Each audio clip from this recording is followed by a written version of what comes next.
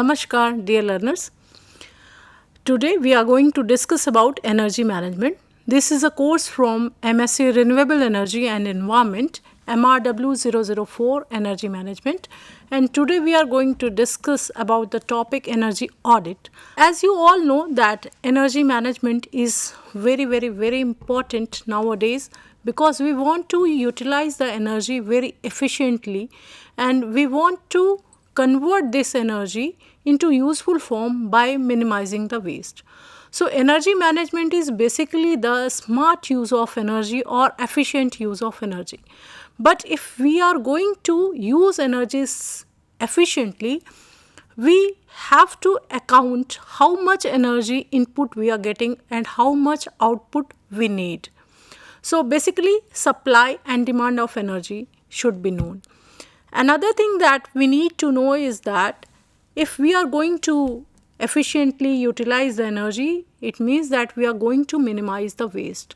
So what we have to do, we have to account all the energy sources that are available and how much energy we are getting from them, which we call as energy input, and then at the end what is the output that we are getting after conversion of that particular energy. Then in between there is some waste. So accountability of all the energy that is coming in or as an input or output, accountability of all these energy is known as the energy audit. So this is what we are going to learn today. So what is energy audit? It is basically a methodology. Okay, a methodology that is devised to account whatever energy input we have, how we are going to utilize it, and what output we are going to get from any energy using process or energy conversion process. So we can say that it is a technique to know that how much energy we need, why do we need this energy, and when do we use this energy or when we are going to use this energy, whether we have to store this energy for some time and then we are going to utilize it, or right now we are going to utilize the energy as and when we are receiving it. So this is what we have to get accounted for doing any energy audit. This is what we say that this is a data collection. Very often you will listen that for energy audit data is very important, we have to collect the data and all. So which kind of data we are going to collect? That from where we are taking energy, what is the energy source? Suppose I am taking energy from a fuel. So from where I am taking energy? From the fuel. And which kind of energy I am going to take? It is chemical energy. So basically I had to make an account of that how much fuel I had given, which fuel I had given, and if suppose whatever fuel is there, depending upon that I will calculate that how much energy input is there, because for every fuel calorific value is different. So if I am using 1 kg of biomass and 1 kg of petrol, 1 liter of petrol, then whatever energy I am getting will be different. Why? Because the calorific value of biomass is different, calorific value of petrol is different, calorific value of diesel will be different. So how much I am going to get, that I had to get accounted. Then when I am going to utilize this energy, that is to be counted. How I am going to utilize this energy, whether I am going for the direct combustion of the fuel and utilizing it directly, or I am involving some steps in which I will convert this fuel into some other form where the combustion will be efficient and the emissions will be less, or directly I am using it. So when I am using, how I am using, why I am using, and how much quantity is required, that is to be accounted there. Then I will account that how much energy I am getting as an output. So if we are talking about a diesel engine and suppose I am taking diesel fuel, then how much quantity of diesel fuel I am taking is the input, and how much kilometer I am going with that particular content or that particular mass of fuel, how much kilometers I am going or how much mileage I am getting. So from there I will calculate that how much energy output I get from this particular fuel. So in between it is always evident that I will not get 100% energy output at the end. So in between there are some losses, and when we will do this energy audit, we will know that how much loss is there, and according to that we will take out some measure that how we are going to minimize these wastes. When we do energy auditing, we get the opportunities to know that why and how much wastage of energy should be minimized there, and then we have an option to increase the or improve the energy efficiency. Then again we have a scope of the state of the art energy conservation equipments, which will allow us to conserve the energy, which we will save some of the energy that was wasted there. And then we have a scope for energy substitution also. What is energy substitution? Energy substitution is, suppose I am using fuel and I had to conserve that particular amount of fuel, so I can switch towards the battery, or I can switch towards the electric vehicles, or I can opt for a solar powered vehicle. So I had to switch over to the renewable energy sources, or the energy sources which are more likely to be available at that particular local area. So locally available fuels or locally available energy resources could be utilized there. Then if we talk about the definitions of energy conservation, then according to Energy Conservation Act, energy audit is defined as the verification, monitoring and analysis of use of energy. So verification, we are verifying that which energy sources we are using, monitoring that how efficiently we are utilizing energy, and then analysis. Analysis means accountability of input, output and wastage. So how we are going to do all these things. Then it also includes submission of technical report containing recommendations for improving energy efficiency with cost benefit analysis and an action plan to reduce energy consumption. It means that if I am switching over to a renewable energy source or some other energy source and I am replacing that particular source, then I had to give a cost benefit analysis also, because if I am substituting an energy source, then it should be beneficial also.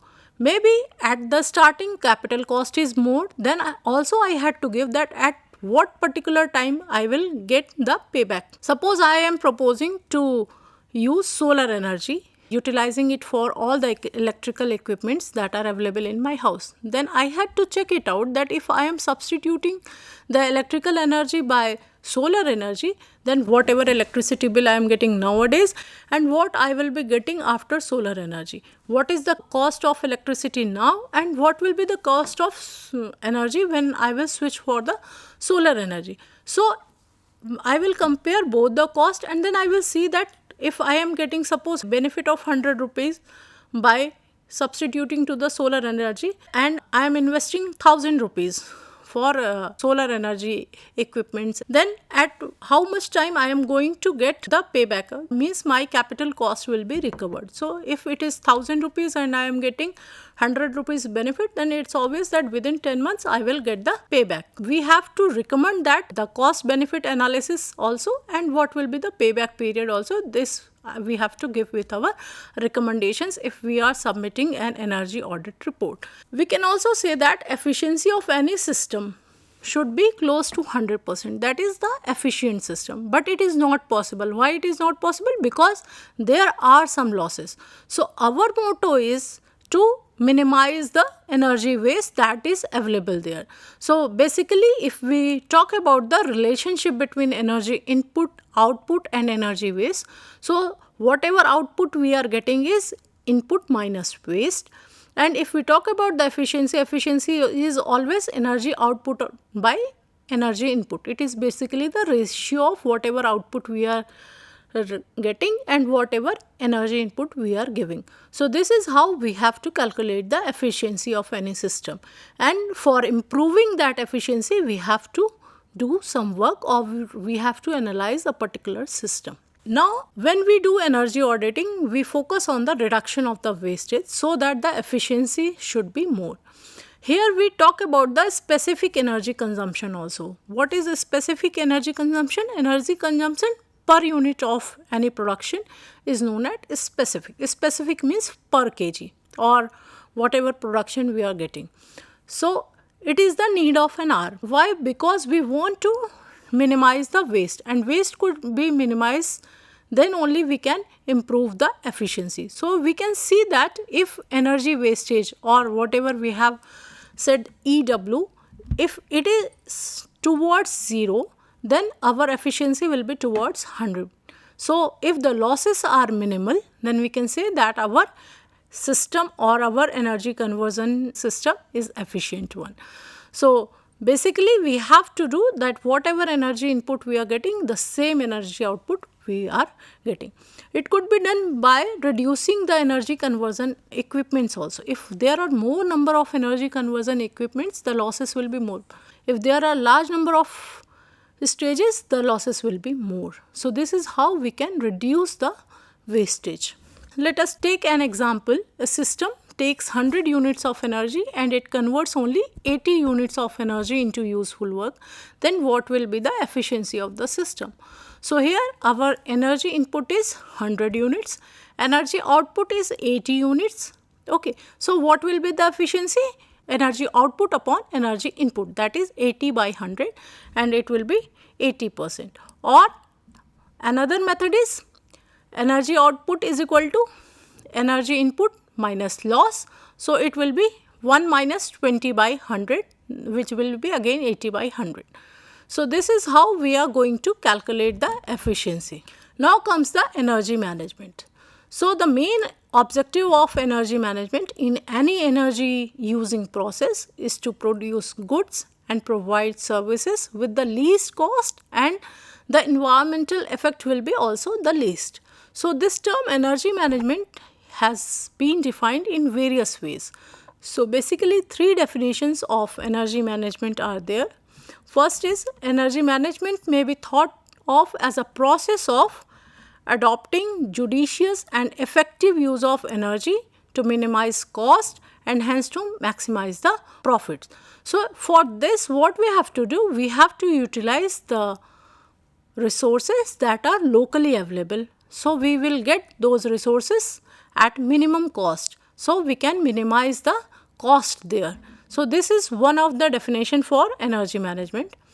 Another definition is it may be thought of as a strategy of adjusting and optimizing energy using systems and procedures so as to reduce energy requirements per unit of output. That is what we were talking about, to minimize the waste or to optimally utilize whatever energy input we are giving there.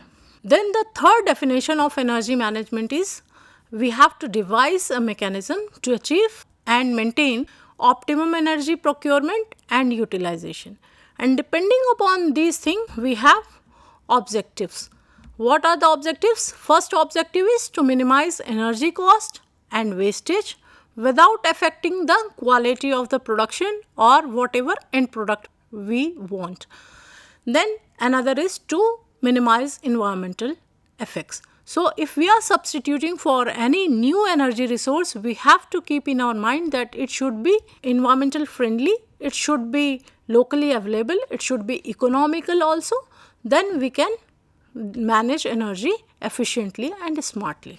Then comes the principles of energy management. There are 5 principles of energy management to achieve these objectives, whatever we have discussed. First is we have to be sensitive to the market so that we can procure all the energy needed at the lowest possible price. So this may require you to explore the availability of energy in the market, and then you have to identify various sources that are available in the market, and then you have to choose the source that is more viable, more feasible, or its availability is more, its cost is less. Likewise that you have to make some permutation and combinations, and accordingly you have to choose a source, and we will call it as an original source. Then second option is the energy use facility should be operated at its maximum efficiency. If I am opting an option or I am making an energy conversion system, then I had to minimize the number of stages. So I have to choose an option that will be optimal one. I have to choose a system which will work on its full efficiency and the losses will be minimum there.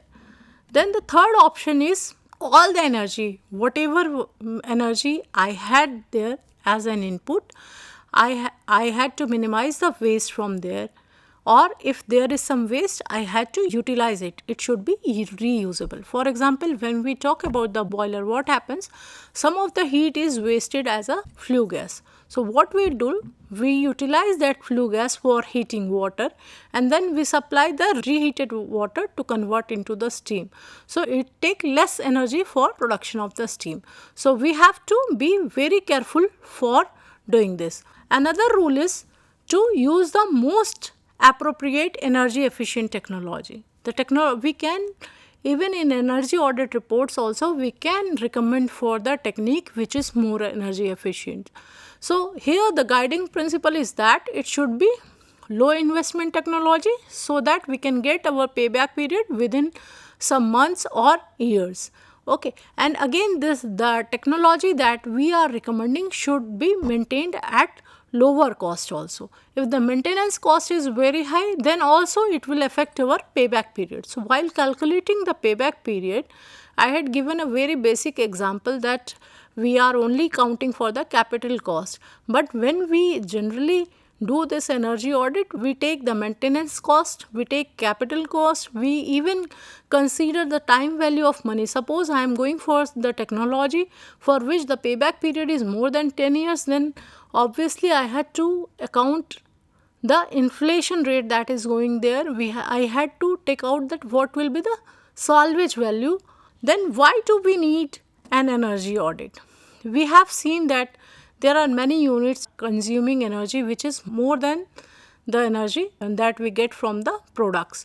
So why do we need an energy audit? It is just to make an account of the energy input and output that we are getting, by which we can see that how much losses are there and how we are going to minimize those losses. So let us consider an energy consuming establishment, and there are three major operating expenses there. One is material cost, second is labor cost, and third is the energy cost. And in most of the cases, the cost associated with energy are higher than the costs that are associated with the material and labor. And we could not reduce the cost of the material and labor because it is the cost that will be there. So we have to account only for the energy cost. So that's why we are focusing on the energy audit, and that's why the energy audit is required. So out of all the three costs that are associated with any production unit, we have to focus on the energy cost, and that's why we conduct energy audit. So this energy audit generally plays an important role in identifying the ways in which energy is used, and thereafter we determine the areas of energy wastage, and then we suggest that where is the scope of the improvement, either in the technology terms or by changing our habits or by changing the energy input or by changing the apparatus that we were using or by utilizing the waste that was there or reusing the heat etc. that was available there. So you can see that the energy audit is very important because it tells us that how we have to conserve the energy, how we have to convert the energy, and how we can go for the how and why we can go for the substitution of a new energy source. So energy audit can be conducted by an employee of the organization who has appropriate expertise, or we have to call a specialist energy auditing firm who should know about the technology that is involved in the production unit or in that particular organization, and he should know that how he can replace those technologies also. So generally in audit report, recommendation for the actions is also there, which will result in energy and cost savings. The report will also indicate the cost and savings for each recommended action and a priority order for implementation. So there should be some short-term measures, some long-term measures, and some medium-term measures. So first you have to, short-term measures you have to do immediately, long-term measures may take some time. So for long-term measures, you have to make a consensus with the management and top management also. Then there are two types of energy audit.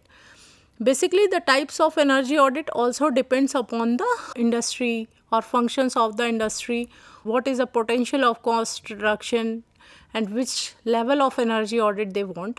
On the basis of all these, the energy audit is classified as prelim energy audit and detailed energy audit. So in prelim energy audit, it is very simple and quick to perform.